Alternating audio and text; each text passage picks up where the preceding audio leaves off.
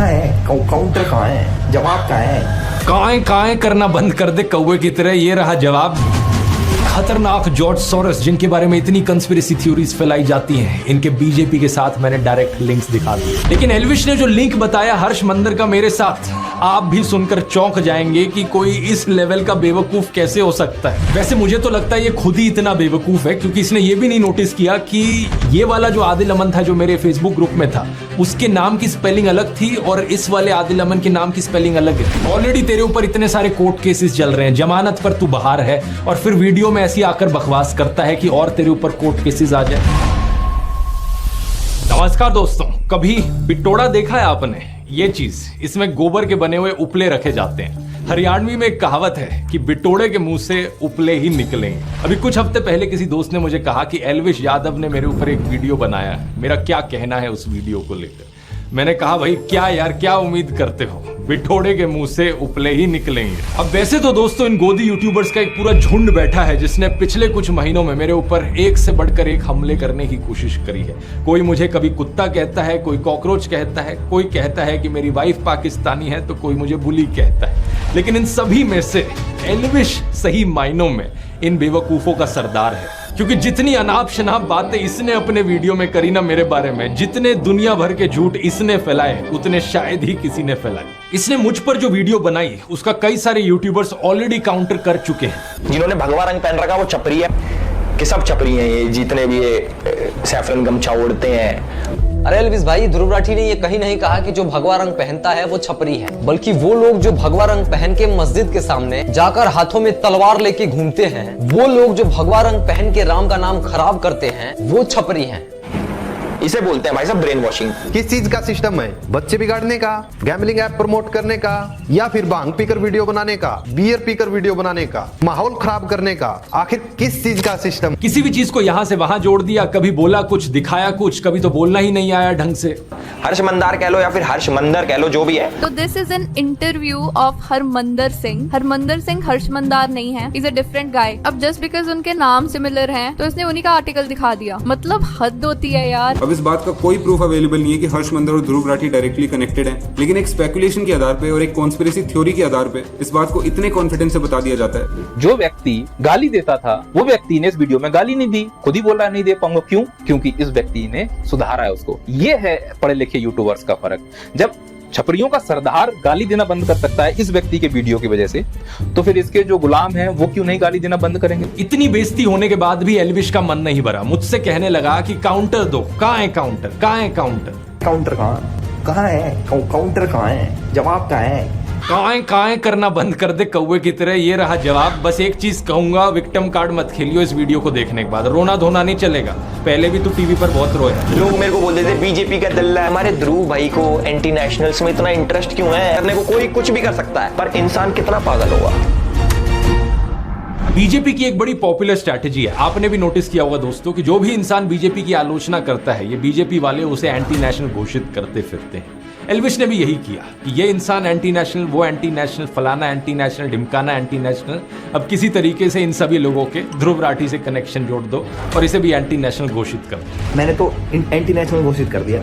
आइए point by point देखते हैं कि इसने एग्जैक्टली क्या कहा था। इसने बात करी थी आदिल अमन नाम के एक आदमी की। साल 2020 के अंदर ध्रुव राठी ने एक फेसबुक ग्रुप बनाया जिसके अंदर वो एडमिन थे, और इस ग्रुप के अंदर बहुत सारे लोग थे। उसके अंदर एक इंपॉर्टेंट चेहरा था जिसका नाम है आदिल अमन। पहली गलत इन्फो, साल 2020 में मैंने कोई ग्रुप नहीं बनाया। जिस ग्रुप की ये बात कर रहा है वो मैंने 2017 में बनाया था और 2020 तक तो मैंने उसे बंद कर दिया था। इस फेसबुक ग्रुप का नाम था ध्रुव राठी स्क्वाड। इसके साथ साथ मेरा एक फेसबुक पेज भी है सिर्फ ध्रुव राठी नाम से। इस ग्रुप को मैनेज करने के लिए मैंने कुछ एडमिन्स को चुना, उन लोगों में से जो मेरे फेसबुक पेज पर सबसे ज्यादा एक्टिव लोग थे। कौन ये लोग थे मैं नहीं जानता, मैंने सिर्फ इस बेसिस पर इन लोगों फेसबुक ग्रुप का एडमिन बनाया कि ये मेरे फेसबुक पेज पर सबसे ज्यादा लाइक और कमेंट करते थे। इनफैक्ट फेसबुक की खुद की ये सजेशन होती थी उस जमाने में। तो जो भी एडमिन्स थे मेरे फेसबुक ग्रुप के, उनमें से किसी से भी मैं आज तक पर्सनली कभी नहीं मिला। अब हुआ क्या कि इनमें से एक एडमिन आदिल अमन ने एक टाइम पर बड़े ही वायलेंट और एक्सट्रीमिस्ट टाइप के कमेंट्स किए जिन्हें ऑब्वियसली मैं सपोर्ट नहीं करता। बाकी एडमिन्स ने वो कमेंट्स मुझे दिखाए और मैंने फिर इसे एडमिन की पोजीशन से हटा दिया। अब लॉजिकल सी बात है, मैं हमेशा नाथूराम गोडसे वाली ऐसी मानसिकता का विरोध करता हूं, लेकिन बाद में मैंने रियलाइज किया कि अगर इस तरीके से चलता रहा, इस ग्रुप में कोई कुछ भी लिखेगा, ब्लेम वहां मेरे ऊपर आएगा बाद में। इसलिए साल 2020-21 के अराउंड मैंने इस पूरे फेसबुक ग्रुप को ही शट डाउन कर दिया। अब 4 सालों बाद हमारी कहानी में एंट्री होती है इस बेवकूफ की, जो इस घटना को लेकर एक स्कैंडल बनाने की कोशिश करता है। ये अपनी इमेजिनरी कहानियां बनाता है कि आदिल और मैं तो जिगरी दोस्त हैं। अगर ध्रुव भाई ये वीडियो देख रहे हैं तो भाई के चेहरे पे मुस्कुराहट आ गई होगी, क्योंकि पुराने साथी हैं, आम आदमी पार्टी में साथ में काम करते थे। जब प्रधानमंत्री मोदी सड़क छाप मवालियों को ट्विटर पर फॉलो करते हुए दिखते हैं, तब तो ये गोदी इन्फ्लुएंसर सारा लॉजिक लगा देते हैं कि इसमें हमारे प्रधानमंत्री जी की क्या गलती। उन्हें क्या पता था कि ये इंसान ऐसी अभद्र भाषा का इस्तेमाल कर सकता है। याद है निखिल नाम का एक ट्विटर यूजर जिसने गर्व से कहा था कि प्रधानमंत्री मोदी उसे फॉलो करते हैं। इसने किस तरीके से एक महिला पत्रकार की मौत पर जश्न मनाया था, उनको गालियां दी थी। और प्लीज प्रधानमंत्री से रिक्वेस्ट कीजिए कि वो इस तरह के लोगों को फॉलो ना करें। कोई नहीं मिलता उनको हिंदुस्तान में तो मुझे फॉलो कर लें। लेकिन ये इकलौता ऐसा केस नहीं है। ये बीजेपी 2016 पेज जिसने जर्नलिस्ट स्वाति चतुर्वेदी के खिलाफ बहुत ही भद्दी भाषा लिखी, इसे भी नरेंद्र मोदी फॉलो कर रहे थे। बीजेपी 2014 अवनीश चौबे, कुल आदित्य, महावीर एम जैसे कितने और ऐसे थ्रेटनिंग और अब्यूजिव हैंडल्स हैं जिन्हें प्रधानमंत्री फॉलो कर रहे थे। इतना ही नहीं, प्रधानमंत्री मोदी ने तो अंकित जैन, सुरेश नकवा, तेजिंदर बग्गा जैसे कुछ हिंसक गालीबाज ट्रोल्स को अपने ऑफिशियल रेजिडेंस पर पोस्ट भी किया था। क्या पहले चेक नहीं कर सकते थे कि ये कैसे लोग हैं? ऑनलाइन से अब ऑफलाइन पर आ जाए तो आसाराम बलात्कार के लिए कॉन्विक्ट हुआ, यहाँ नरेंद्र मोदी उसे माला पहनाते हुए और उसके पैर छूते हुए दिख रहे हैं। जीवन में जब कोई नहीं जानता था, उस समय से बापू के आशीर्वाद मुझे मिलते रहे हैं। इस ट्वीट और इस फेसबुक पोस्ट में प्रधानमंत्री मोदी गुरमीत राम रहीम की प्रशंसा करते हुए दिख रहे हैं। वही गुरमीत राम रहीम जिसे मर्डर और रेप जैसे केसेस में दोषी पाया गया है। इस फोटो में हरियाणा के पूर्व मुख्यमंत्री गुरमीत राम रहीम के साथ बैठे हुए दिख रहे हैं। 2017 के इस न्यूज आर्टिकल को देखिए। मध्य प्रदेश की एंटी टेररिस्ट स्क्वाड ने भोपाल, ग्वालियर, जबलपुर और सतना में 11 लोगों को गिरफ्तार किया। इन पर आरोप था कि ये पाकिस्तान की ISI के लिए जासूसी कर रहे थे। अब आज तक की ये हेडलाइन देखिए। ये जो गले में बीजेपी का पट्टा डाले हुए और टी-शर्ट पर मोदी लिखवाए हुए दिख रहा है, ये है ध्रुव सक्सेना। यहाँ इसकी फोटो देखिए मध्य प्रदेश के पूर्व मुख्यमंत्री शिवराज सिंह चौहान के साथ। कि भारतीय जनता पार्टी विश्व की पहली राजनीतिक पार्टी जिसके ऊपर एक ठप्पा लग चुका है कि यह एक ISI सर्टिफाइड पार्टी बन चुकी है। कम से कम 3 शख्स इन 11 में से सीधा तरीके से भारतीय जनता पार्टी के साथ जुड़े हुए। अलेजिड आतंकवादियों के बीजेपी से सिर्फ 1-2 ऐसे कनेक्शन नहीं है, ढेर सारे हैं। 2022 के इस न्यूज आर्टिकल को देखिए। जम्मू के रियासी में पकड़े गए आतंकियों में से एक तालिब हुसैन जम्मू एंड कश्मीर बीजेपी के माइनॉरिटी मोर्चा IT सेल का फॉर्मर चीफ निकला। बीजेपी ने कहा कि ये केवल 18 दिन तक बीजेपी का सदस्य रहा था। नासिर और जुनैद की किलिंग का अक्यूज मोनू मानेसर इस फोटो में अनुराग ठाकुर के साथ, यहाँ लेट अरुण जेटली के साथ और यहाँ होम मिनिस्टर अमित शाह के साथ। इस फोटो में प्रधानमंत्री मोदी पूर्व बीजेपी सांसद प्रज्ञा ठाकुर के साथ दिख रहे हैं, जो 2008 के मालेगांव बॉम्ब ब्लास्ट की एक अक्यूज है। बीजेपी नेताओं की एक्सट्रीमिस्ट टेंडेंसीज में डायरेक्ट इन्वॉल्वमेंट या इनडायरेक्ट एसोसिएशन के ये सब एग्जांपल्स तो बस ट्रेलर हैं। अगर मैं पूरी लिस्ट बनाने लग जाऊं तो यहाँ 3 घंटे की फिल्म बन जाएगी। बाबू बजरंगी का स्टिंग ऑपरेशन, यशवंत शिंदे का एफिडेविट, प्रज्वल रेवन्ना, आशीष मिश्रा, अनुराग ठाकुर, यति नरसिंह सरस्वती, सूरजपाल अमू, सुरेश चौहान के लिस्ट चलती ही जाती है। कोई कहता है गोली मारो, कोई लिंचिंग के लिए दोषी पाए गए लोगों को मालाएं पहनाता है, कोई बलात्कारियों को संस्कारी ब्राह्मण बताता है, तो कोई मुसलमानों के खिलाफ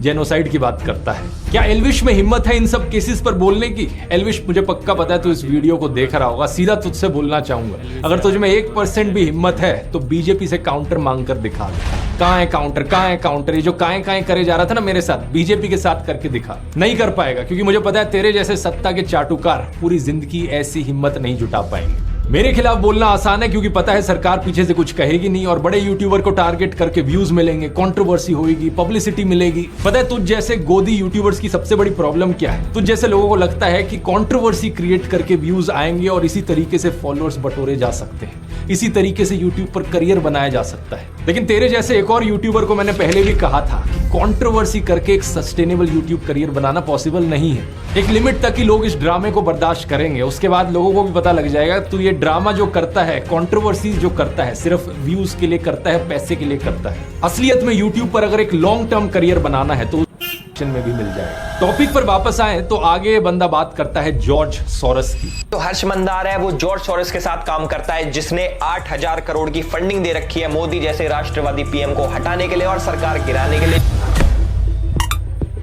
ये जॉर्ज सोरस वाला प्रोपेगेंडा आपने जरूर व्हाट्सएप यूनिवर्सिटी पर कभी ना कभी देखा होगा। इसमें Illuminati, new world order, Pakistan, China, America, वामपंथी, JNU, toolkit gang, Khan Market gang, Congress वगैरह इन सब की साथ में बात करी जाती है। एक बिल्कुल खिचड़ी बना दी जाती है इन सब बड़े बड़े वर्ड्स की, और ये खिचड़ी मोदी भक्तों को खिलाई जाती है गुड मॉर्निंग मैसेज के साथ व्हाट्सएप पर। एल्विश अपने वीडियो में बार बार कहता है कि गूगल कर लो, गूगल कर लो। तो आइए गूगल करके देखते हैं कि कौन है ये जॉर्ज सोरस। जॉर्ज सोरस एक हंगेरियन अमेरिकन बिलियनियर है और वे एक investor, hedge fund manager, short seller और फिलेंथ्रोपिस्ट है। बहुत सारे बड़े बड़े शब्द हैं, मैं जानता हूं एल्विश को हजम नहीं हुए होंगे, तो उसने सीधा व्हाट्सएप खोला और देखा कि व्हाट्सएप पर जो लिखा है वो बता देता हूं। 1992 में इन्होंने अपनी शॉर्ट सेलिंग से बैंक ऑफ इंग्लैंड को हिला दिया था, $1 बिलियन का प्रॉफिट कमाया था। 1997 में इन्होंने थाईलैंड और मलेशिया की करेंसीज को शॉर्ट कर दिया था, जिसकी वजह से एक फाइनेंशियल क्राइसिस देखने को मिली थी। उसी साल इन्होंने दी अटलांटिक में एक आर्टिकल लिखा था जिसमें इन्होंने कहा कि वैसे तो मैंने फाइनेंशियल मार्केट्स में छप्पर फाड़ कमाई की है, लेकिन अब मुझे लगता है कि लेसे फेयर कैपिटलिज्म, यानी जहां कोई रेगुलेशंस ना हो, ऐसा कैपिटलिज्म एक खतरा है ओपन सोसाइटी के लिए। ओपन सोसाइटी का मतलब है एक ऐसी दुनिया